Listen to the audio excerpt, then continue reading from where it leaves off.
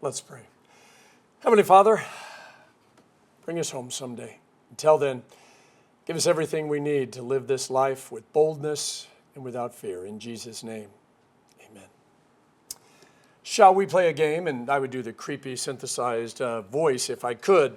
Those are the words that almost destroyed the world in the 1983 movie War Games, starring Matthew Broderick and Ali Sheedy. Now, the moral of the story, never ask a computer to play the game thermonuclear war when it suggests checkers or chess. Games are supposed to be about healthy competition, honing skills, making us better people. And in a perfect world, it probably would be, except we don't live in a perfect world. It's not winning that counts, it's how you play the game, people say. But when I start to play a game, something is awakened from deep inside of me, and suddenly I want to win. Now, it's not that I want the other person to lose, but I want to win. And I know that there are rules for the game, but I'm pretty sure that I can find a way to bend those rules to my advantage. Eternity is not a game, although there are many who treat it that way. Is there really a heaven? And if there is, who gets to go? How much is it going to cost? Is there a limited space? Is it a limited time offer? Is it a competition? How do you win?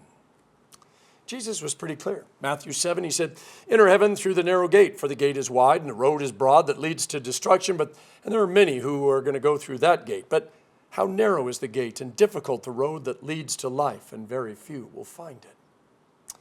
I want you to notice, Jesus didn't say that space in heaven was limited. No, he did say that the road that goes there is narrow and difficult. But you don't have to worry about getting there and finding out that there's a no vacancy sign that's been put up.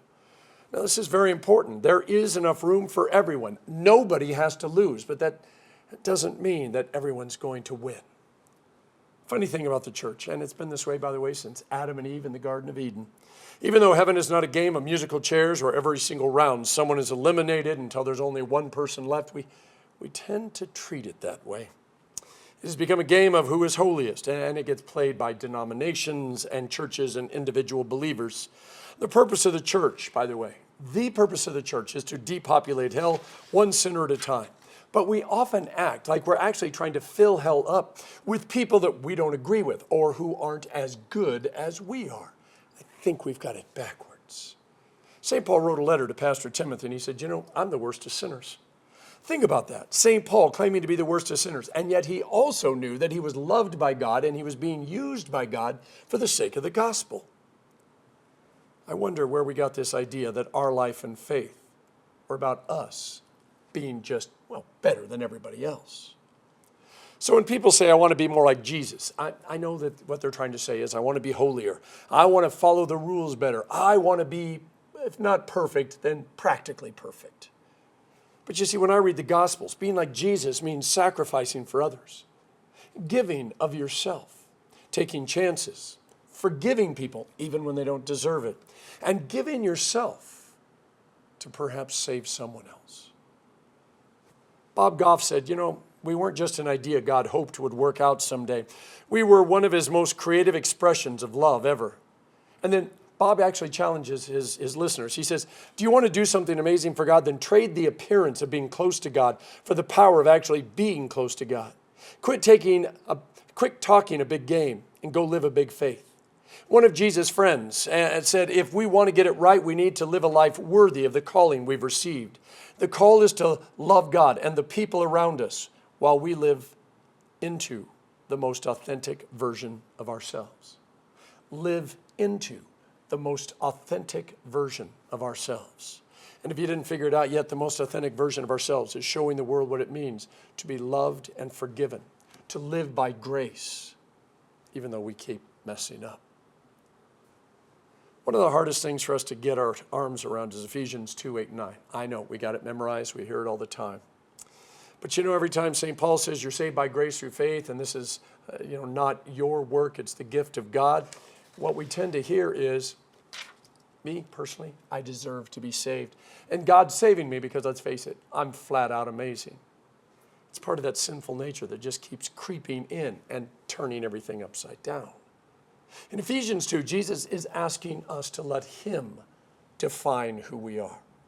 Not the world, not TV, not social influencers, not our neighbors.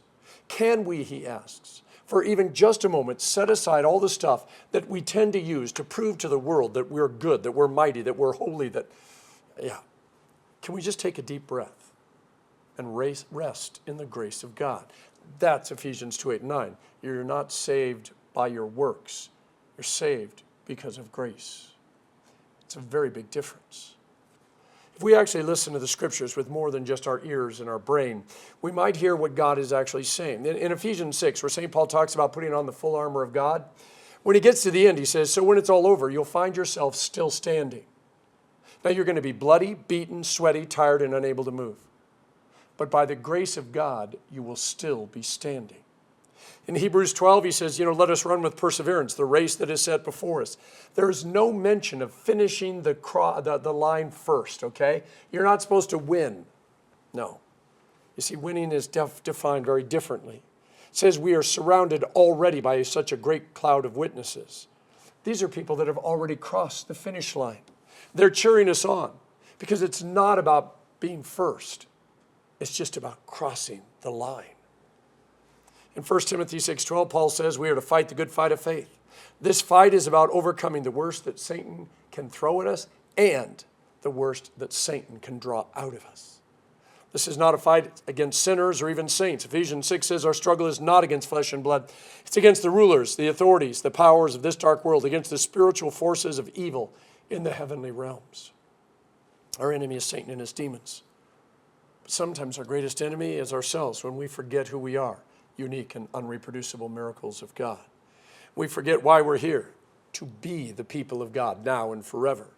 And we forget where we're going, heaven.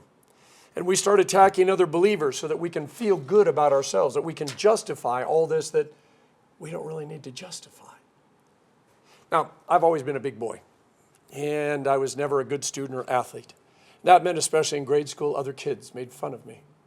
And when you're a kid and you have no idea that it really doesn't matter what other people think of you, because you just want to fit in, you just want friends, you want someone to sit with in the cafeteria, you want somebody to call you up, you want somebody to know your name.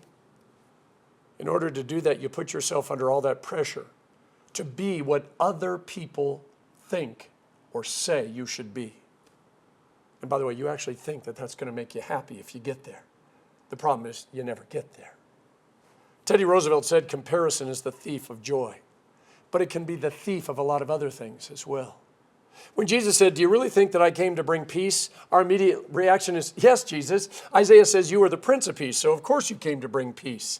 And when Jesus continues, actually, I brought division. We're like, whoa, that stops us cold. And then he says, families are going to be divided over me. And he gets really specific. We're lost and confused and hurt all at the same time, because why would Jesus do that? We need to broaden our understanding by seeing these verses in context. When Jesus says, I came to bring fire on the earth and how I wish it was already kindled, that sounds crazy. It's like God's going to burn the whole world down just to get rid of all the sin. And, well, if there happens to be those of us who are caught, we're just collateral damage.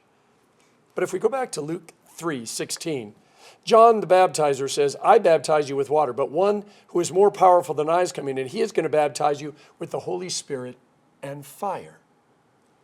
We begin to find the context we need. God isn't going to burn the world down. He's going to purify it. And the way he's going to do that is by placing his Holy Spirit and fire of the gospel within his people as he sends them out from Jerusalem to Samaria and to the ends of the earth. So two important notes. First, in Luke 9, when James and John get so angry at a village because they didn't get treated the way they thought they were and they wanted to call down fire from heaven, Jesus said no. And on Pentecost, the disciples had tongues of fire fall from heaven and rest on them, that it was time to leave Jerusalem and head out to the ends of the earth to let the world know that they were loved, that they were forgiven, that there was a place in heaven with their name on it waiting for them. If you had God's holy presence in the burning bush when Moses was set apart to free God's people, and God leading the people of Israel through the wilderness by a pillar of fire at night, the fire Jesus is talking about is a holy movement that is only destructive to God's enemies. The fire is symbolic presence. It's God as he refines his people and sets them apart to change the world. And as God sets them apart, he forgives their sins and places his Holy Spirit within them, meaning they are no longer of this world. They may be in the world, but they are not of the world. And it gets even more pointed when we hear about all the folks the author of Hebrew points out, not as perfect, totally holy people in and of themselves, but rather sinners who God forgave, loved, restored, and chose to use in his kingdom. When Jesus talks about causing division, it's natural. It's a natural but painful byproduct of Jesus confronting sin, of Jesus confronting the status quo, of Jesus saying that while there is enough room in heaven, not everybody is going to get in, because some people are just going to refuse to let God be God. They're going to refuse to let Jesus save them. We may not be able to say yes to Jesus, but we can say no. If there is division, it should not be and cannot be from us. We are not to beat people over the head with our giant Bibles or tell people how holy we are and how sinful they are. In Luke 6, right there in the middle of the Sermon on the Mount, Jesus said, I want you to love your enemies. You know, to love people that love you, anybody can do that. You are to love your enemies. Now, we are called to exist in the tension of being a sinner saved by grace, of being the unholy holy, of finding ourselves the worst of sinners and yet a child of God. Dr. Martin Luther King Jr. said, you know, hate cannot drive out hate. Only love can do that. And he's right. In 1 Peter 3:16, it says, you know, in your heart, set apart Christ as Lord. Always be prepared to give an answer to everyone who asks you to give the reason for the hope that you have. But do this with gentleness and respect, keeping a clear conscience, so that those who speak maliciously against your good behavior in Christ may be ashamed of their slander. We don't need to correct them. We just need to let the truth correct them. In the water and fire of holy baptism, we were claimed by one who left heaven and got born in a stable, who lived a meager life, healing the sick and caring for the poor and raising the dead and speaking the truth. And he suffered. He suffered because he would not play the games of this world. Jesus knows a thing or two about the shame and darkness that covers this world, which is why he endured the cross, disregarding its shame, and is now seated at the right hand of God. This is the same Jesus who flows through us as the refining fire of the Holy Spirit that was bestowed upon us at our baptism. It isn't comfortable and it is not easy to be a believer. We live in a world that cannot understand us. They're going to call us names. They're going to dare us. They're going to condemn us. They're going to shame us because they cannot believe that there is any hope for anyone. And so they will do their best to take away our hope from us. How hard it must be for them to see us miserable sinners finding hope in a guy who lived and had died and, at least according to us, rose again 2,000 years ago. To actually believe we have a purpose and a reason to live beyond just gathering stuff and trying to look important. I get why that would be hard for them. And it means I get why they're going to call us name and shame us and do all the things that they do. I also get why we would start to feel self-important. I mean, after all, we're going to live forever. Jesus is our best friend. We're forgiven. God loves us. We could go on. And so we start to think that we're better than everybody else. So nanny, nanny, boo-boo, and that's just the way it is. And I'm going to heaven and you're not. Truth is, we don't have time for enemies. And we don't have time to feel smug. That's not why Jesus set us apart. There's too much at stake here. By the way, if there were only 144,000 rooms in heaven and we were competing, yeah, everything, well, it would just be a whole different matter. But Jesus said, I'm going to prepare a place for you. And if I go to prepare a place for you, I'm going to come back and take you to be with me. And if it were not so, I would have told you. There's plenty of room for everyone because God's house is a big, big house. You should go check out the Audio Adrenaline song by that name. Your life is not a game where God is telling you to toss the dice or deal cards or remember trivia to prove your faith and love. God already knows you. He knew you before the world was made. He also knows the things that we put our trust in. The things that we think make us important aren't important, at least when it comes to eternity. But God loves us anyway. Each moment, each day becomes a chance to allow ourselves to be seen for who we are, even if the world, and sometimes even those closest to us, don't understand us. Jesus continues to kindle the fire of his Spirit in us, not so that we can run around telling everybody how great we are, how holy we are, but so that we can live a life that shows how blessed we are. So that, like St. Paul, we can say, yeah, I'm the chief of sinners, but I'm covered in grace. Imagine how much more we could accomplish if we didn't spend so much time hating one another and competing with one another. You see, if only I can see how amazing you are, and I mean it, how amazing you are, it would open up so many possibilities. Because instead of us competing with one another, instead of me trying to prove how much better I am, I get to see that you and I together are going to be far more than either one of us could ever be separately. And our prayer will be that when the world comes and says, do you want to play a game? How about one of thermonuclear war where everything gets burned up? We get to say, no, you are too important to God. And you are too important to me. I'd rather play a different game if we have to play a game. It's called, let's play the game of love, of forgiveness, of joy, of mercy, of peace, of you being a unique and unreproducible miracle of God, even if you don't know it yet. If we're going to play a game, let's play a game where everybody wins. At least everybody can win. And we give them a reason to put the dice and the cards and the Monopoly money down and walk through the fire with us to what's waiting on the other side. You see, St. Peter says when the end finally comes, it is going to be by fire.